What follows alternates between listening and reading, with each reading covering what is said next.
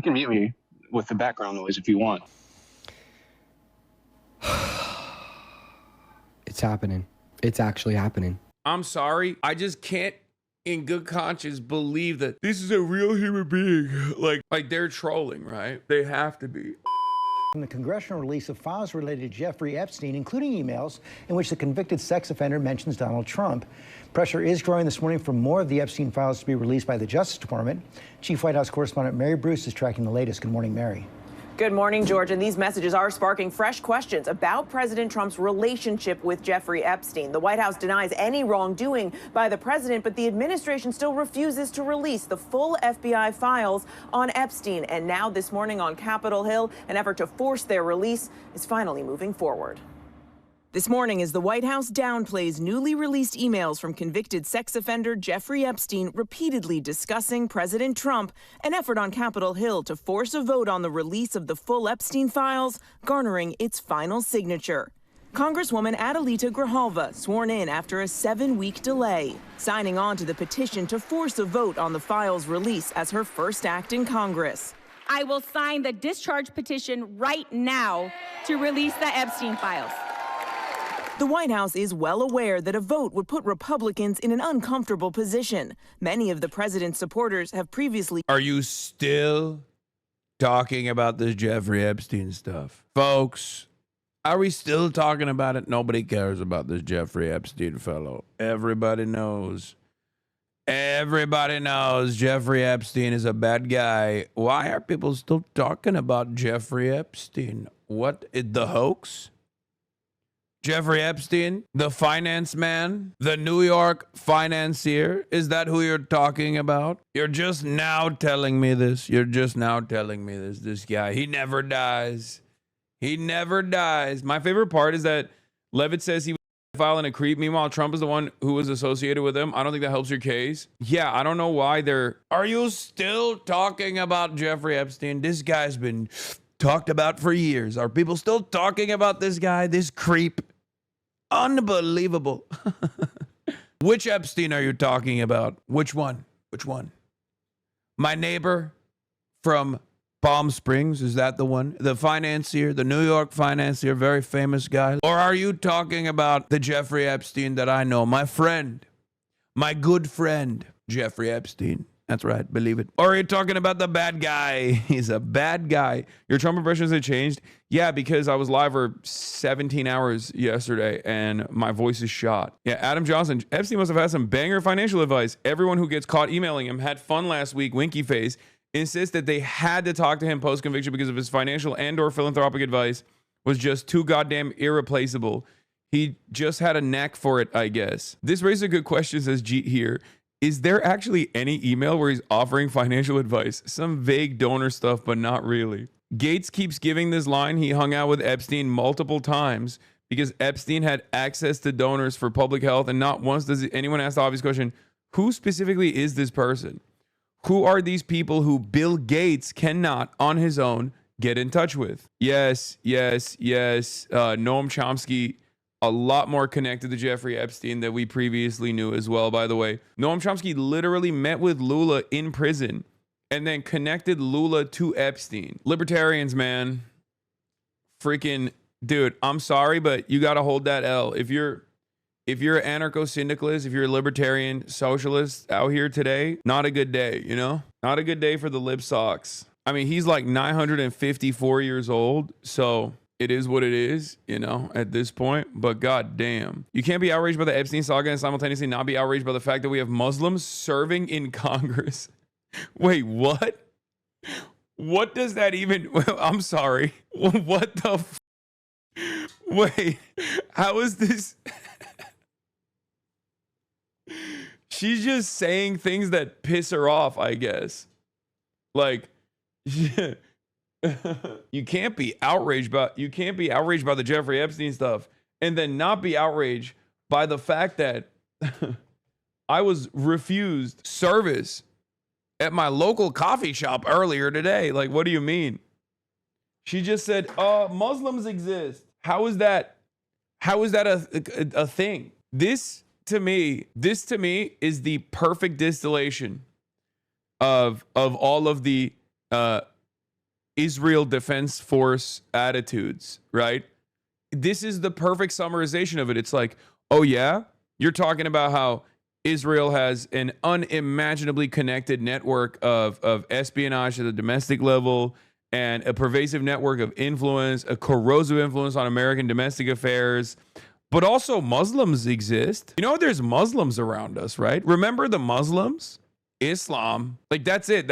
She just panicked. It feels like she panicked and just did the purest form of this thing that I've been talking about for like the last month or so. The Israel Advocacy Networks basically realizing that they can't do pro-Israel commentary and content anymore in the Western world.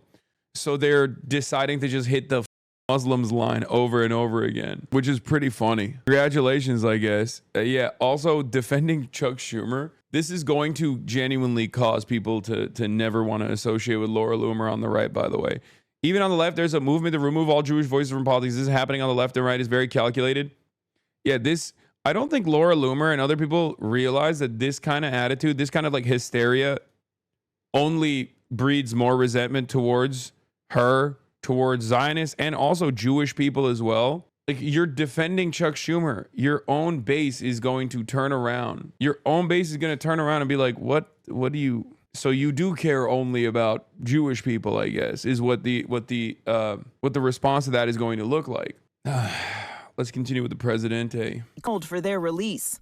In an attempt President file. to stop the petition, top White House and Justice Department officials, including the Attorney General and FBI Director, attempting to pressure Congresswoman Lauren Boebert into removing her name from it, meeting with her Wednesday in the Situation Room. But it didn't work. Boebert, ultimately one of 4 Republicans who signed on in support. We pressed the White House. Trump. But given your Reagan. interest in transparency, Caroline, why are White House officials then meeting with Representative Boebert in an effort to try and get her to not sign this petition calling for the release of the files? Doesn't it show transparency that members of the Trump administration are willing to brief members of Congress whenever they please? It comes just hours after House Democrats released those emails. Yeah, no, that definitely is what it shows. The question was about lack of transparency about these files that are, you know, that's information the public wants to know, and how Donald Trump is thwarting the efforts to release those files, as in transparency. Excuse me, why won't you applaud our transparent efforts to deny you more information about this thing, about the president being deeply connected to an Israeli Mossad CIA sex trafficking network operator? Why won't you recognize how transparent we are being, how forthcoming we are being about how we're stopping you from finding out more information about this thing? Emails obtained from the Epstein estate, showing the convicted sex offender discussing Trump and seeming to suggest he had information he never shared. In a 2011 exchange with his co-conspirator Ghislaine Maxwell, Epstein writing the, quote, dog that hasn't barked is Trump, adding one of his victims spent hours with Trump at Epstein's home, but that Trump had never once been mentioned.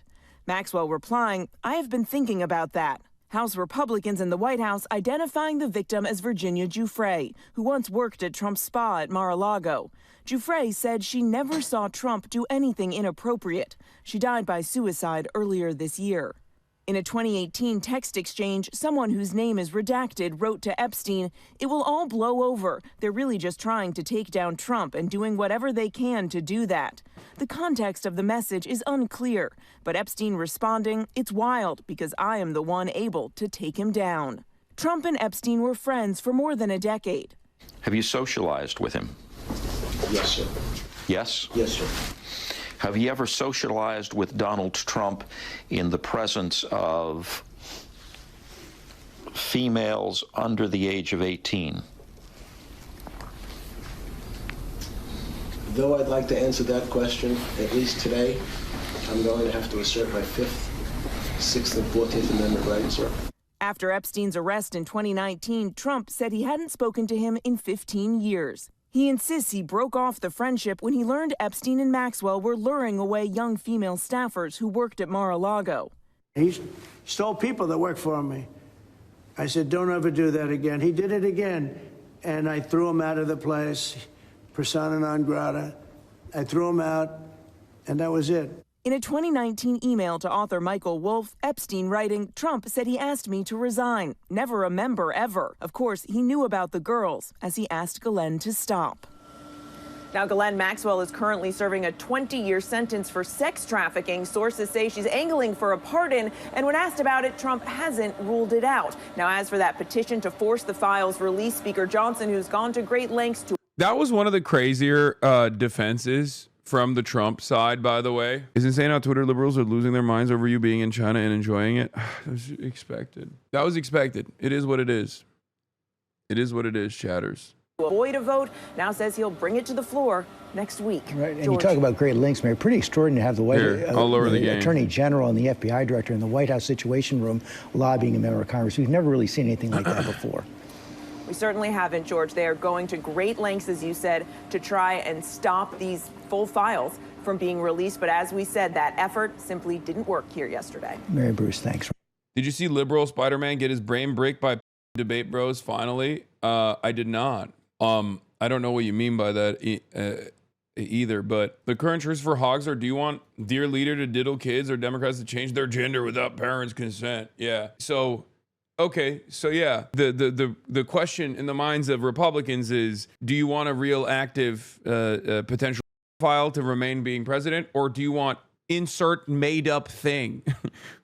Insert made up concept. What? We've entered children isn't bad territory? Oh no. I mean, I guess for some people it's already kind of been there, right? And it's not just like random people that liberal Spider-Man is debating that's trying to hit the old school lines of Delia defense. It's also Megyn Kelly, but let's take a look at what this... Are you asking me why it's wrong, children?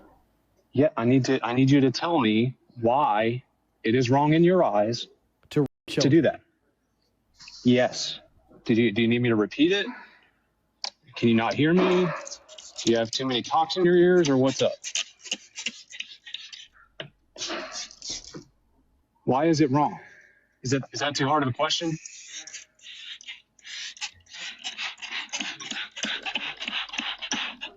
You can mute me with the background noise if you want. I'm ready to hear your answer. You know, it's really funny because I did talk to Dean about this eventually happening to him, because as you guys know, this is basically where you end up arriving at when you do debates. Like, you will always eventually arrive at a guy who wants to debate this. Hello, I've been seeing clips of you and wanted to come check you out to debunk the slander. Been watching for a few days. Hell yeah. I hope you are enjoying the show, I guess, even though the show that we are watching currently is the fall of America in the hands of straight up files and their defenders. Not exactly the best time. It's happening. It's actually happening. That pearl clutching is so beta. Why don't you actually answer the question? The pearl clutching is so beta. I feel like anybody that Dean talks to is just faking. I'm sorry. I just can't, in good conscience, believe that this is a real human being. Like, I feel like they just really, like, they're trolling, right? They have to be. Fantastic context that you warned him. Yes. I mean, I've seen it. I've seen it happen.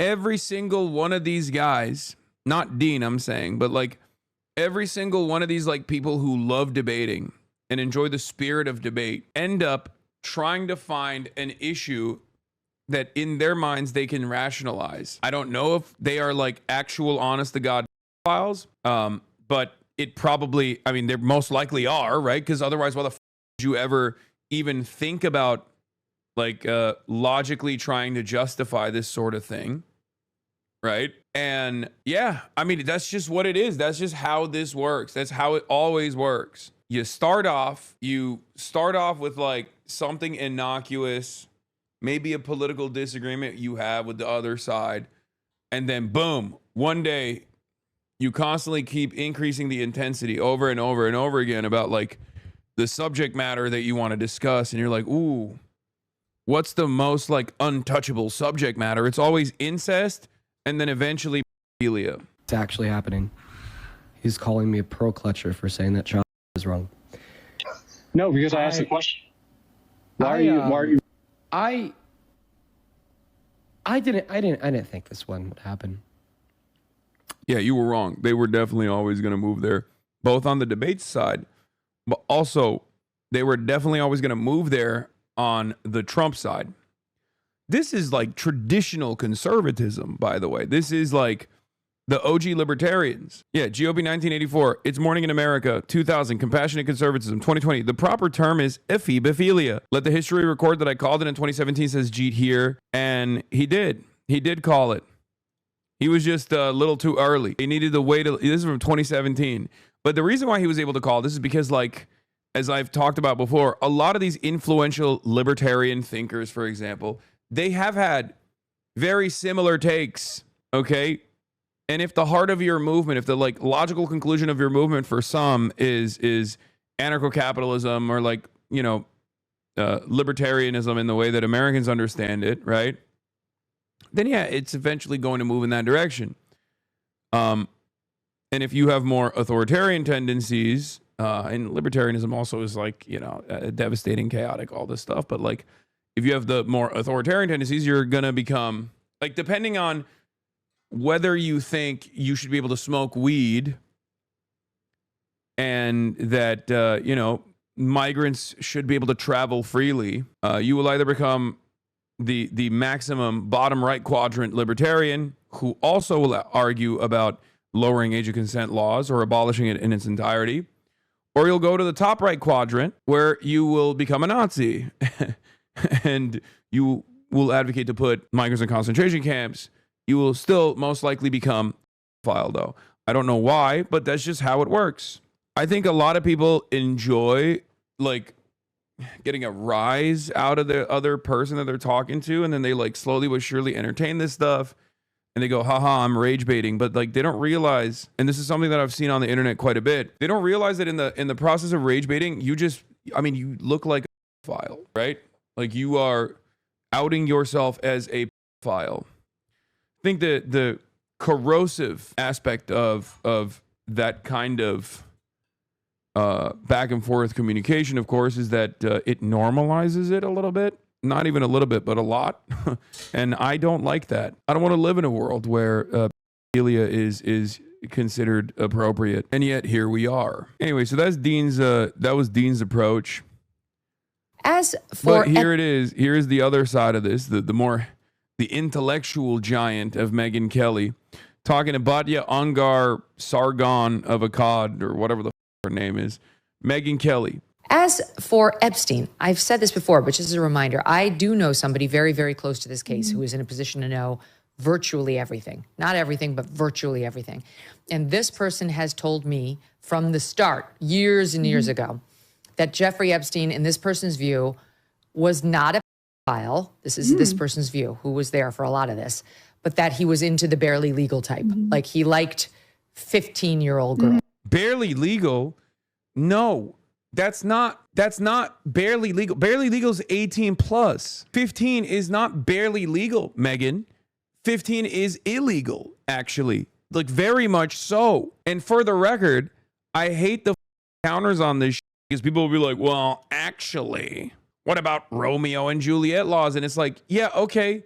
Romeo and Juliet laws are so that that people that are in the age range that started dating before one of the two people actually became 18 years old, so they don't like unnecessarily go to prison. Okay, that's not for like a 50-year-old to try and date a 15-year-old. That's for, you know, a 16-year-old and a 15-year-old dating, and then one party becomes 18 and the other one is 17.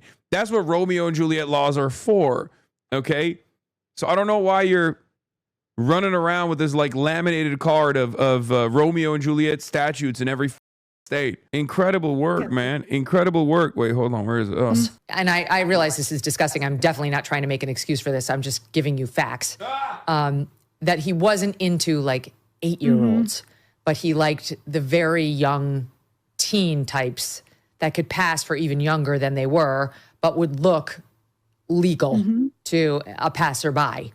And that is what I believed, and that was what I reliably was told for many years. And it wasn't until we heard from Pam Bondi that they had tens of thousands of videos of alleged, forgive me, they used to call it kiddie, now they call it abuse material, on his computer, that for the first time I thought, oh, no, he was an actual pedophile. I mean, only a pedophile gets off on young children videos. She's never clarified it. I don't know whether it's true. I have to be honest. I don't really trust Pam Bondi's word on the Epstein matters anymore.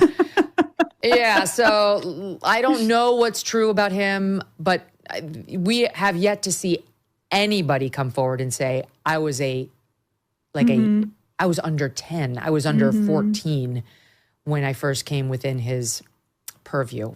Look, you can say that's a distinction without a difference. No, it's not. I think there is a difference. Yeah. There's a difference between a 15-year-old and a 5-year-old. You know, it's just whatever. Thank you. That's cool. That's a cool... Thank you. There's a distinction between a 15-year-old and a 5-year-old. That's insane, man. That's insane. The only people who are arguing for this are people who get off on having power over someone or have been convinced that they should want to be controlled. They like being able to be in control. I mean, yeah. Okay, you probably have a daughter or a child that is that age, right? How would you feel if Jeffrey Epstein was trying to and was actually moving her around the world without her consent, because she is incapable of consenting, and having sex with her? Because that's what it is. It's not devoid of consent. So it is like, do you think it's appropriate? Megyn Kelly defending before GTA 6 was not on my timeline. I mean, if you know how Republicans operate, then you know that it's not. Yeah, what makes it extra gross is Megyn Kelly's a preteen daughter. Are you okay with Donald Trump having sex with yardlers or other people's sacrifice? That's crazy that she literally has a daughter that is at the same... I dead no hella predators, but I still hang with them just to see how their mind work. This is... That tweet is so funny. I can't believe... We just snapped into something humorous in a not so humorous situation, but I don't know. Controversial opinion, guys, but I think we should keep the social stigma around pedophilia. And before people go, actually, it's a phebophilia, the argument that you're presenting, as I always like to say, is that you think some minors are phebable, okay? Because that's what you're saying. When you say, actually, it's a phebophilia, it's not a baby, you're just parsing through, like, technically, even if you are correct in terms of like the designation between like children versus preteens, okay, the argument that you're presenting is that you find some minors, some kids, to be sexually attractive, and you are trying to justify having sex with them, raping them.